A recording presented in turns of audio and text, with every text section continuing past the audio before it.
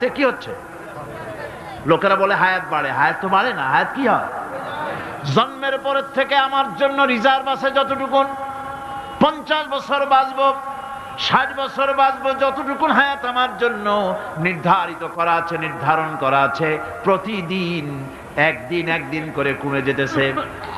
এজন্য আমি বলি, আমার বাড়িতে যে ঘড়িটা আছে, এই ঘড়িটা বেলা 1টার সময় ঢং করে একটা আওয়াজ দেয়, শ্রোতাকে শুনিয়ে দেয়, বাড়িওয়ালা তোমার জীবনের মূল্যবান হায়াত থেকে 1 ঘন্টা কমায়া দিলাম।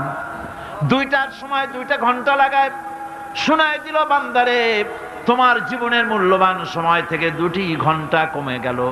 এমনি করে দিন গেল, মাস গেল, বছর গেল, আমাদের হুঁশ হলো না। সময় চলে গেল তাস খেলে খেলে, সময় চলে গেল আমাদের খেলাধুলা করে, শয়তানি বদমাশি করে। সময় কতটুকুন পেলাম? কিয়ামত